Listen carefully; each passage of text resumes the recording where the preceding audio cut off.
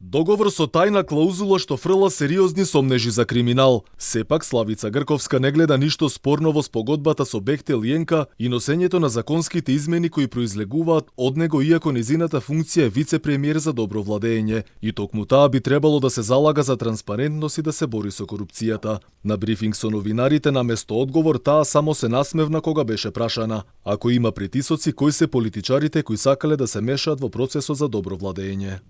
Постои клаузула за тајност што веднаш беше објавено од премиерот и беше информирана јавноста. За Славица Грковска нема ништо спорно ниту во аферата се емина екскурзија на премиерот Димитар Ковачевски во Америка. Вели дека премиерот веќе одговорил на прашањата како и зошто ги повел своите деца на службен пат и немала што да додаде.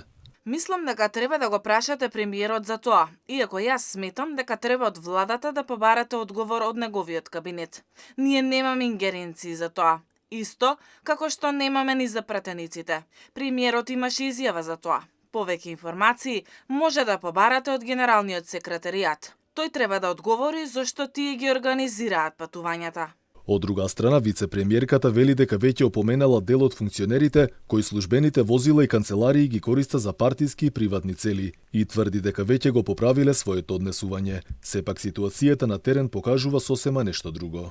Грковска вели дека доколку некој континуирано го прекршува кодексот, таа ќе го известела премиерот и дека на крајот можеби ќе биде побарана и негова оставка. Сепак ова досега се нема случено. Инаку таа е меѓу функционерите кои добија 78% покачување и сега зема плата од над 2000 евра. Плата за која само предупредува и опоменува и тоа само во одредени случаи. И тоа без никакви конкретни резултати.